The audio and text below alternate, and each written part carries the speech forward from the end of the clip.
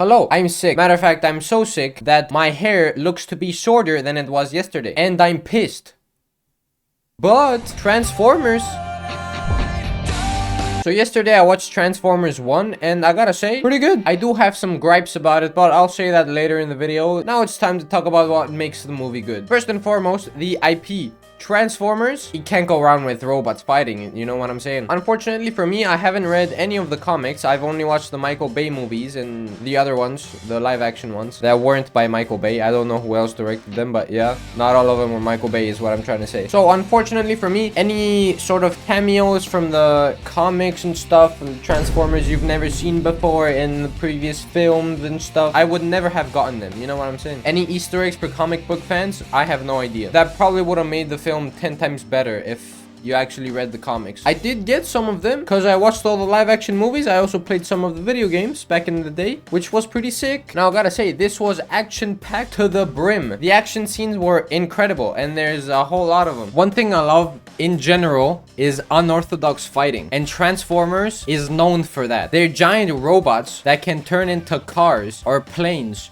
or boats or boom boxes, but they still do flips. They got knife hands. They transform while holding someone so they get crushed. You know what I'm saying? I love it so much, and this movie does that justice. Every single different Transformer, they have their own fighting style, and it's always unorthodox. I love it so much. Like Megatron, who punches someone and then transforms his arm into a cannon so it becomes longer and he has more reach to punch them again. You know what I'm saying? How awesome is that? Or Arachnid, who you may have guessed is a spider, can also transform into a helicopter. Most Transformers have your traditional blades, axes, knives. You know what I'm saying? This one, they have extra legs for each helicopter blade that they can transform into. So they go into partial helicopter mode to chop up their enemies. You know what I'm saying? How awesome is that, bro? Oh, this one is just a highlight. I just want to mention self-building road.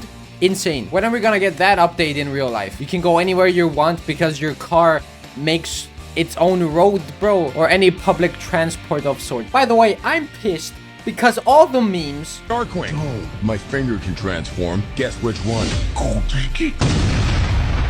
You know what I'm saying? Hey, Darkwing, you know what I'm saying? It's not even real. It's not even real, man. I'm so sad. Anyway, now let's segue into the stuff that personally I wasn't a huge fan of. First off, the voice acting. In general, it wasn't bad. Okay, I'm gonna give credit where credit is due. The cast, most of them killed their roles, right? Specifically, Brian Henry as Megatron and Steve Buscemi as Starscream. My favorite character in this whole movie was Megatron, and Brian Henry absolutely annihilated that role. That guy was insane. He did it justice. That was incredible. I always found it kind of weird when, like in the trailers, for example, the giant robots from a different planet had normal human voices, right? That's where the live action ones shined, right? They did that perfectly. They got voices, but they don't sound human at all. Like, their voices always goes and fits perfectly with all the mouth movements, right, in the live action films. For this one, think about it. It's metal flapping together, right? They got normal mouths in this one, unlike Megatron in the live action, right? But yeah, think about it. It's metal lips flapping when they talk. But no, none of that. No robotic voice changer. They're just normal human voices. To me, it doesn't make sense, but like that's nothing to take points away from. It's still a good movie. Now, quick thing about the voice acting, right? Can we stop having A-list actors voice act in animated movies? When are we gonna stop doing that? When are we gonna give actual professionally trained voice actors their chance to shine, right? Like Steve Blum, voice actor for Tank Dempsey. Zabuza in the Naruto dub. Wolverine, sometimes. This guy is one of the GOATs. All-time greats, right? Hey, player! I need more ammo or we're going down! Hey, player! Drop the chips and get me some ammo! But no, he was just a side character with one sentence. It'll be fun. He doesn't have a cog. Let's give him a head start. One line to read. This guy, I can't tell you enough how good of a voice actor this guy is, right? But Keegan-Michael Key gets a role as big as Bumblebee over Steve Blum. Like, what? Listen, I'm not saying Steve Blum should have voiced Bumblebee, although that probably would have been better than Keegan-Michael Key, right? However, the last person I expected to be voice acting for Bumblebee was Keegan-Michael Key. I love Keegan-Michael Key. And in stuff where he's actually voice acted, he did a pretty good job. This one, for a voice acting role, good job. Keegan-Michael Key, good job. I'll give credit where credit is due. But the choice of casting for Bumblebee, no, he did not do Bumblebee justice, right? Scarlett Johansson was in this thing. She did a really good job. Chris Hemsworth, on the other hand, hit or miss. Wasn't bad. Wasn't bad at all. Pretty good overall. But there was times where I bet they told him, try your best to sound like Optimus Prime. Like the guy who voices Optimus Prime, right? And he tried. This message is a warning to all Quintessons. If you dare return to Cybertron, the Autobots will be waiting. I will be waiting. I am Optimus Prime. Oh, he tried. Keegan-Michael Key gets an A for effort. Chris Hemsworth, for trying to sound like the actual Optimus Prime, gets a D for effort. That was horrendous. When that happened, that ruined the entire movie for me. Nah, I'm just kidding. The movie's good. But yeah, that part in particular, that was terrible. He should not have tried, not even tried, to sound like the actual Optimus Prime. Let's just say, yeah, Transformers age, so his voice changed, right? They're aliens. They would age, maybe. I don't know how that shit works. But still, why did we have to try to get Chris Hemsworth to sound like Optimus Prime? That should have never happened. Oh yeah, I don't really know any other voice actors. Nothing really stood out for me except for Starscream. Steve Buscemi, I only know him as that one guy from Spy Kids 2, Electric Boogaloo. You know what I'm saying? You think God stays in heaven because he too lives in fear of what he's created?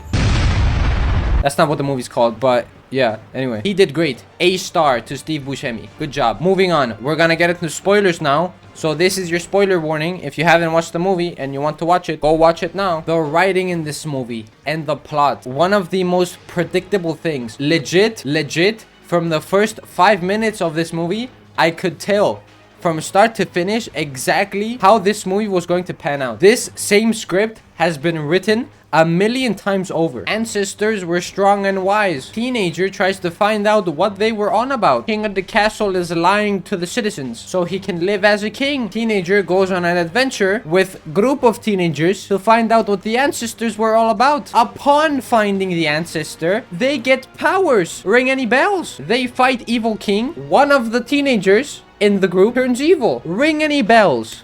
Yeah, this script has been written a million times over in the past, right? It's a formula overused. Although not all bad when executed right, it's annoying to see the same thing over and over again. You know what I'm saying? But this one was executed right. It was good. And then as for plot and plot armor, one thing I'll give credit to the film for is, again, spoiler alert, Megatron actually kills the villain. When does that happen in these types of movies?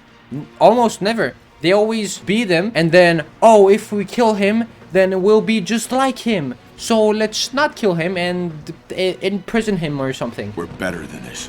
Don't be like Sentinel. You know what I'm saying? But no, Megatron actually killed him. That was freaking awesome. Good job. Good job, writers. Good job. Now, plot armor. I think Optimus Prime may have died in every single movie. I think. I may be mistaken, but I've seen him die. I want to say more than twice. 3 times. 4 times. He was Orion Pax. He died. The ancestors gave him more powers. He comes back as Optimus Prime, right? And then epic fight scene, which was epic. But yeah, Transformers movies are typically good with plot armor. There's always stakes. Transformers die all the time, except for Optimus Prime, who has unlimited plot armor, and humans who have unlimited plot armor. Somehow in all these movies, you don't see any human die. Somehow they escaped getting trampled by the giant robots, or the bullets that they are shooting at each other, or the explosions that they're shooting at each other, except for Sam that one time who got hit by the explosion, but he still survived. And in that one, Optimus Prime died again, and Sam didn't die, and in turn Optimus Prime didn't die because Sam saved him. But yeah, I mean, there's no Transformers without Optimus Prime, right? So I know they can't just kill him, but how many times are you gonna kill him and bring him back? You know, that's dumb. And humans, when you have humans into the mix, so many of them would die. So many of humans would die. Yeah, you could say, oh, big explosion, someone probably died. Yeah, but they never show that shit. None of the main characters ever die. You don't see people dying in the background. I'm just saying. One last thing that I personally didn't like, but I don't care. No one has to care about this one. I'm just saying. I thought this was gonna be connected to the old live action movies. I thought, yeah, those happened, and then this is gonna be like a little prequel thing to see where it started. You know what I'm saying? Because yeah, they were doing the movies, then they had prequels like Transformers, the one with the beasts. I forgot what it's called. That one was a prequel to all the other live action movies. So yeah, I thought this was gonna be a prequel. It's gonna show the beginning of it all. You know what I'm saying? But no, they just rewrote the entire thing. I guess there is an after credit to this where I guess they're setting up for another movie. They said there was a war between the Autobots and the Decepticons, so that I guess that's gonna happen in the next movie. So yeah, I mean that's fine. They rewrote the whole story. It's animated now, and then they're gonna make more movies in the future, I guess. Yeah, of course they didn't have to attach him to the live action movies, right? It's absolutely its own thing. I'm just saying I would have liked it if it was. But yeah, either way, this movie solid 7 out of 10. For me, it lost points because of the predictable writing, plot armor, and some of the cast of voice actors, but it got points because of the sheer amount of action. The animation was phenomenal, some of the voice actors killed it, and I'm a big fan of unorthodox fighting. Transformers is so good at that, it's insane. So yeah, that's all from me. If you enjoyed the video, like and subscribe, follow me on Twitch, all that good stuff. And I got a lot more videos out. I post daily. You can check those out if you want to leave a like. Yeah, I got shorts as well. Yeah, so anyway, bye bye, goodbye, bye bye, bye bye, bye bye, bye bye, bye bye, bye bye, bye bye, bye bye.